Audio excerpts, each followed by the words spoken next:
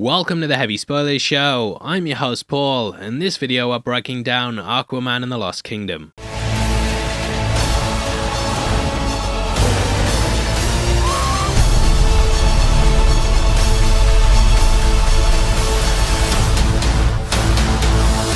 The DCEU is now at an end, and we have a lot to talk about. Throughout this video, we're going to be going over what happens in the movie, the drama behind the scenes, the future of the DCU, and a lot more. Though this movie's predicted to sink at the box office, I think some things can be salvaged, and perhaps this isn't Jason Momoa's final voyage at DC. So come with us as we plunder the plot, but be warned me hearties, there are spoilers ahead. You're not even a pirate, but please hit the thumbs up if you enjoy it, and make sure you subscribe for videos like this every day. Without the way, huge thank you for clicking this. Now let's get into Aquaman 2.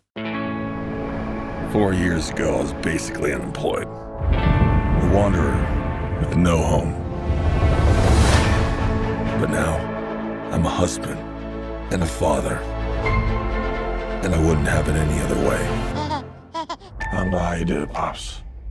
My job was a little less stressful than yours. Okay, so I'll be talking about what happened behind the scenes as we go through the movie, but I mainly want to focus on the plot first. However, some of the stuff's difficult to avoid, and it's kinda crazy what's been going on.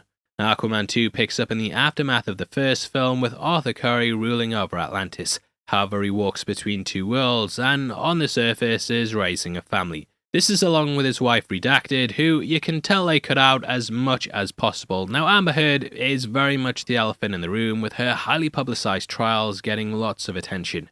That was of course against ex-husband Johnny Depp, with everything being aired out in public. Though I'm not going to get into that side of things, one of the key witnesses in it was Walter Hamada, and in case you don't know, he was in charge of DC. Under oath, he talked about Heard's role in depth, as she'd stated she'd been turning up on set with her script pages becoming less and less. However, Hamada stated this wasn't due to the headlines with Depp, and that they were actually planning on recasting without that in mind.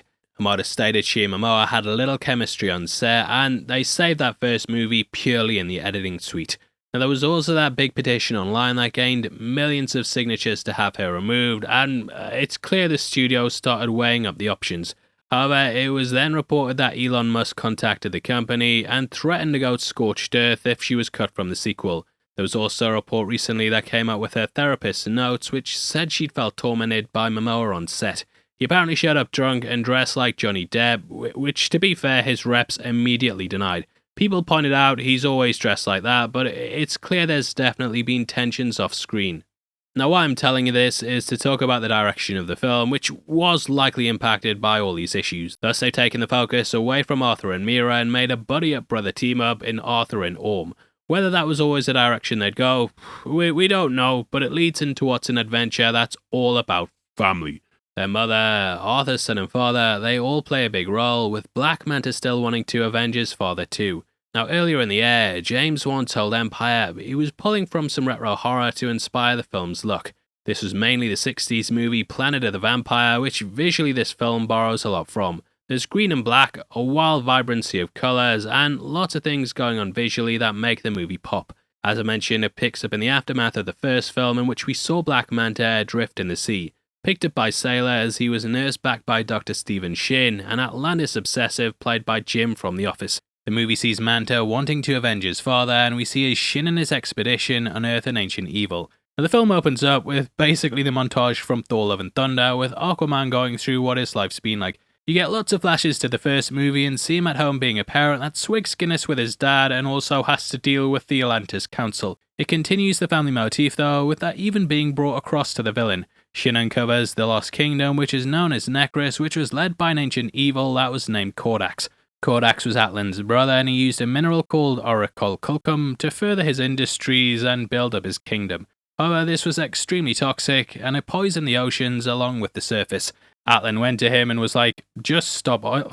I would probably get in trouble for that. But after a big fight, they put a curse on the kingdom, which was then sealed in his blood. And that kind of shows a disagreement between brothers is of course carried across to Orm and Arthur, who are going to have to right the wrongs of the past. Now that Manta discovers a big monster cave, man still decides to go in it like, yeah, we're just going to go in. And it's here he comes across the Black Trident. Grabbing it, he's somewhat possessed by Kordax, and he leads him to the location of the Macaulay Culkin. Now 5 months pass and we learn that temperatures on the Earth are heating up and that there's been a plague which has swept through Atlantis. We learn the Oracle Kulkum emits greenhouse gases, and there is lots of talk about global warming in the movie. The planet's heating up, Arthur's rule's rocky, and even Willem Dafoe's Volko gets poochied off screen. When one of Manta's Culkin raids leads into him attacking Atlantis, we then start to see how powerful he's become.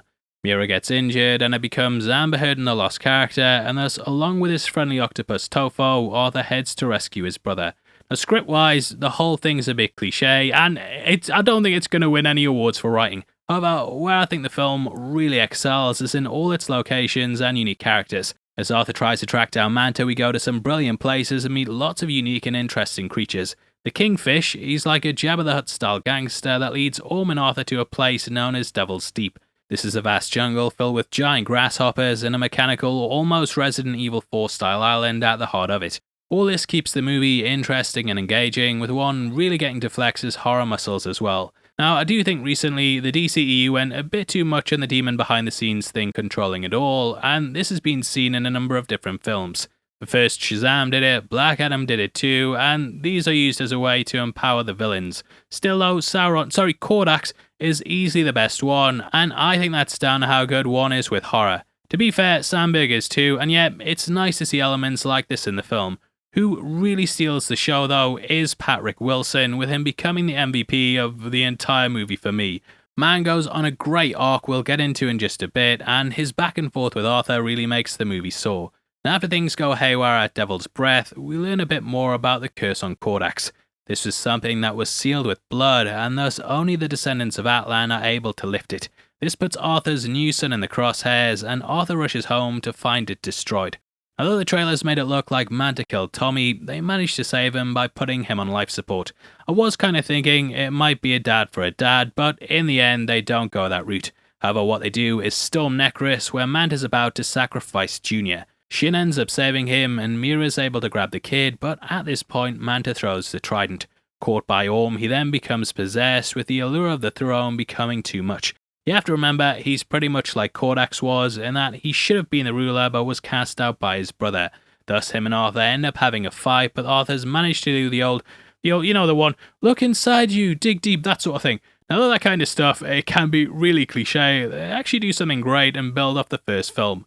That's so Arthur below the arena saying how he would have liked to have been a brother to him too. That line gets played up here again, and I thought it was a really good way to play off their first meeting.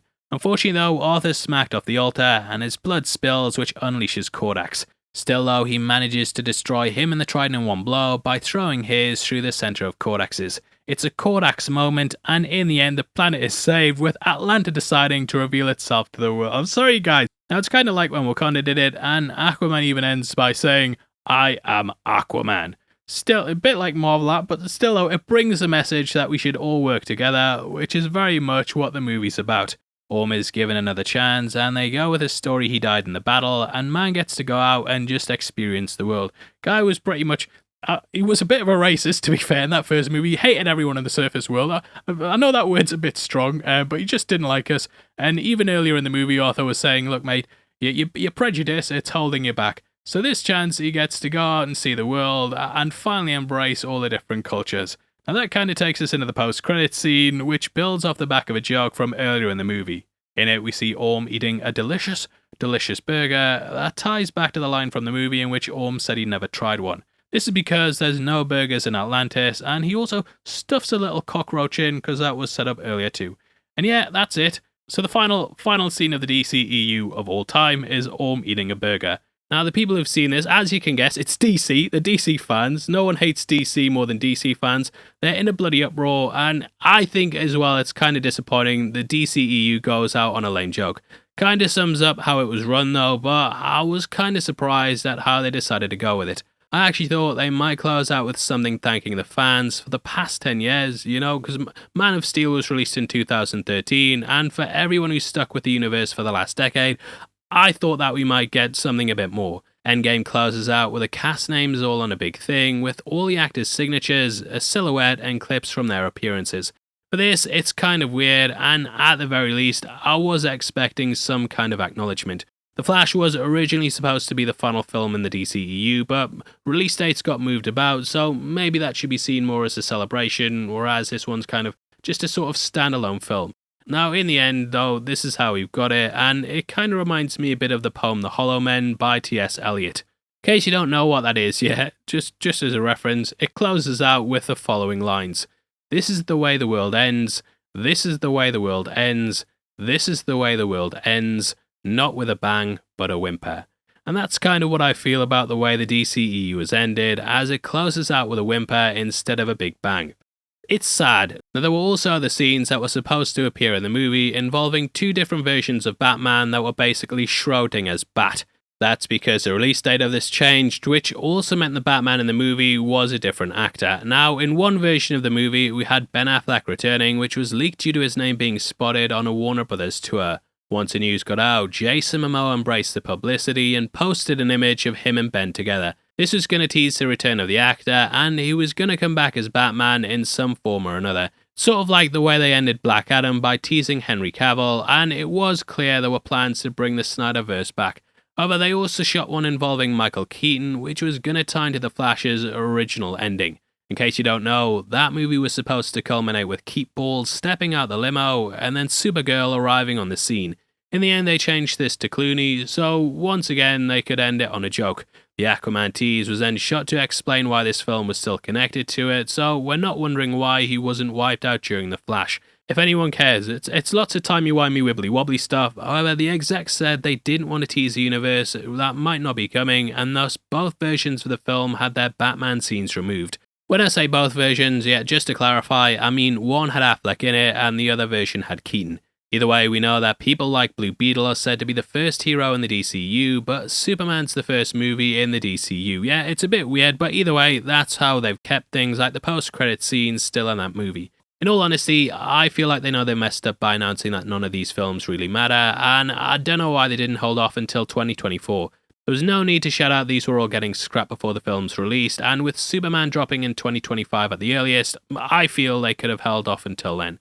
It's clear though they've lost all their faith in this stuff, and the studio didn't even have a red carpet premiere. The sequel to a $1 billion superhero movie not getting that is kinda wild to me, and it's crazy how much the landscape's changed in the last year.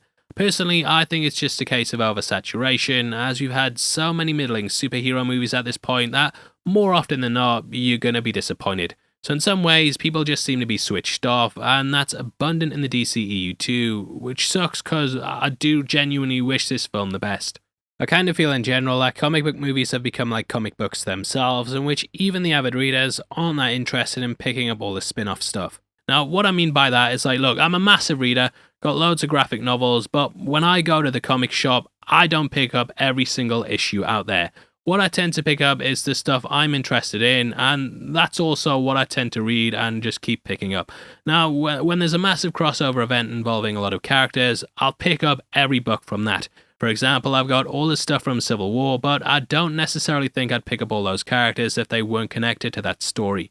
That's kind of what I feel like with these shared universes too, and stuff you wouldn't normally check out, you ended up doing it because it was all connected to that story. Now though, these universes, that story pulling them together, it just isn't there, and though people go see the big stuff, they're not there for every single film and TV show. So yeah, that's kind of how I view the market. I know there's hundreds of factors involved in why these movies aren't performing well, and I am praying that, that first movie, for example, that didn't have a great opening weekend, but over time it built an audience, and yeah, go see it if you're interested in superhero films.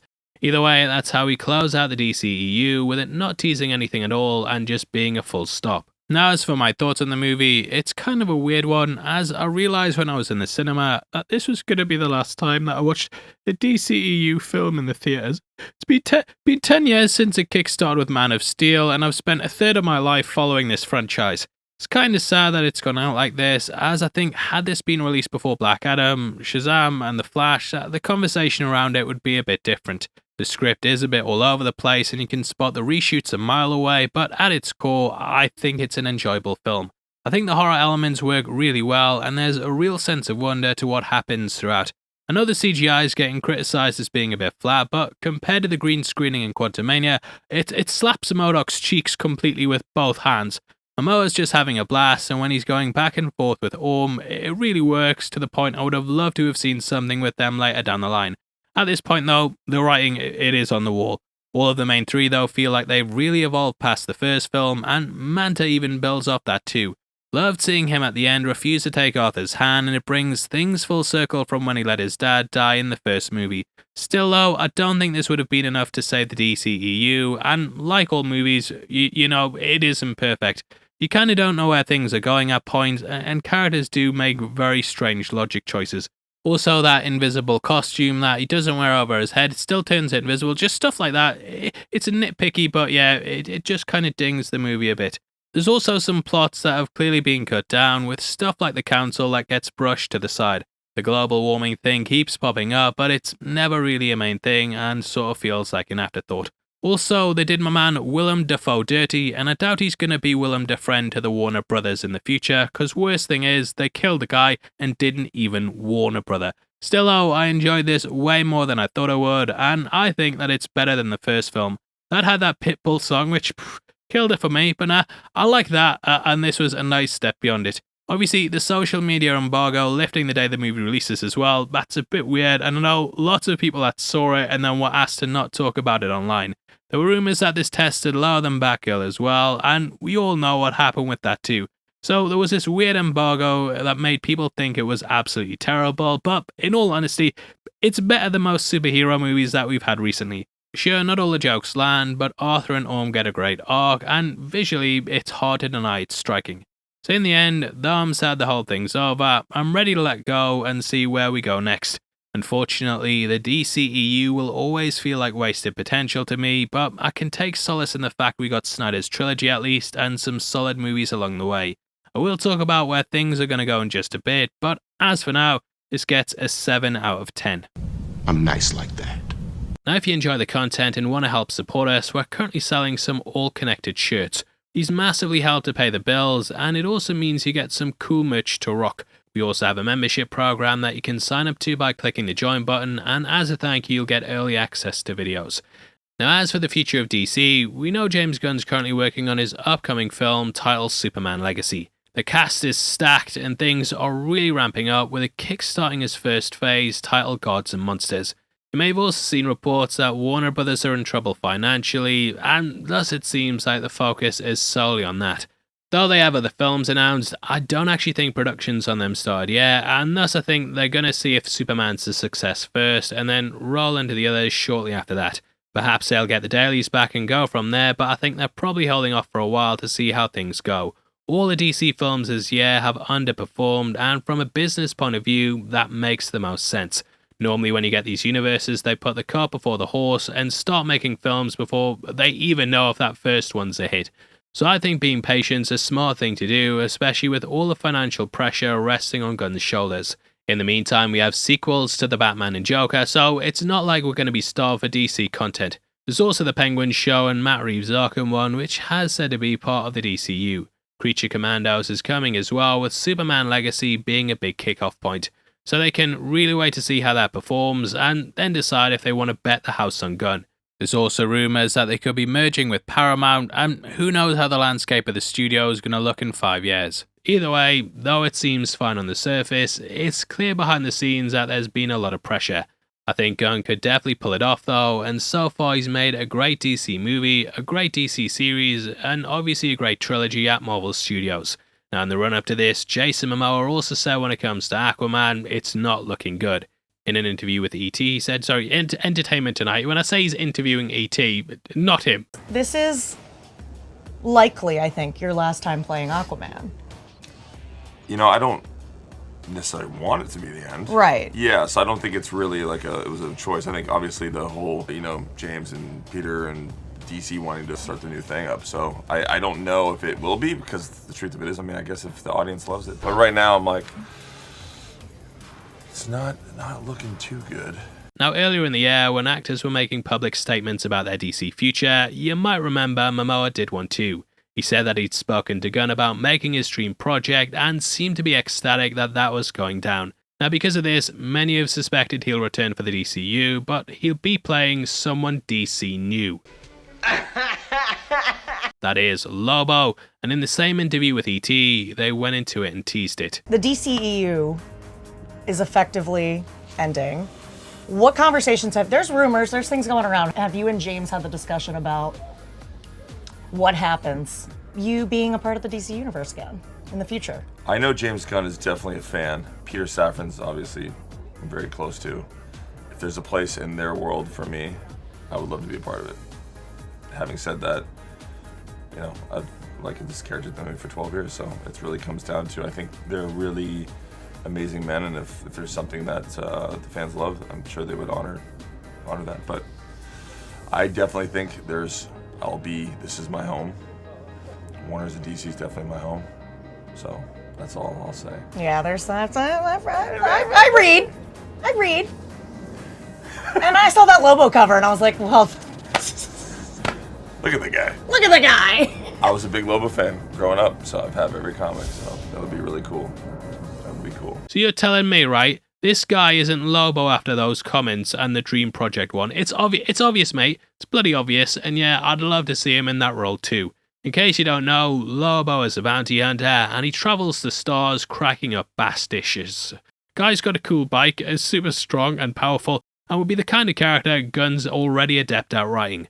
Lobo's already had a really interesting arc, and when he first came out, he was seen as a villain. Man was arrogant and self-centered, and the last of his kind after wiping them out for fun. Still though, we watched him develop as a character and change his ways, which would be something cool that they could do in the films. There's lots of ways I think they could take him, and once the fan art starts, you know that's it. I think if this film flops, it won't be down to him either, and with him saying DC's his home, I'd love to see him back. Again, I don't think he can be blamed if this flops, and I think at the moment there's just a lack of interest in movies in general. Everything's kind of been done, and we've seen lots of bombs over the last year. You've kind of hit a point where almost every comic book movie's been done, and we've got way more content than what we've ever had before. So people are more selective over what they watch, with comic book movies not being the guaranteed success that they once were. Still though, I wish Mamoa all the best, and he genuinely seems like a really cool dude. Guy's been going around doing the press and giving back to fans, so I hope we see him return in some form or another. I think I know someone who might be able to help us. Ooh, you look rough. Good job, little brother. High five. Do not call me brother.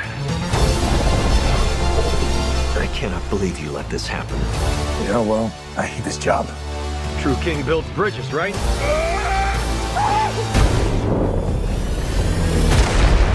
True king builds bridges. Anyway, that wraps up the video, and huge thank you for checking it out. Please drop a like and leave your comments below, as there's more here to talk about than just the movie's story. Lots of things going on, lots of things in the future, and yeah, I'd love to hear you guys' thoughts, so make sure you drop them below. Now if you want something else to watch, we've got a video on screen right now where we talk about all the stuff going on with Jonathan Majors. Did that with MT, it was a great little conversation, and yeah, definitely head over there right after this. By the way, huge thank you for sticking through the video. I've been your host Paul, you've been the best, and I'll see you next time. Take care, peace.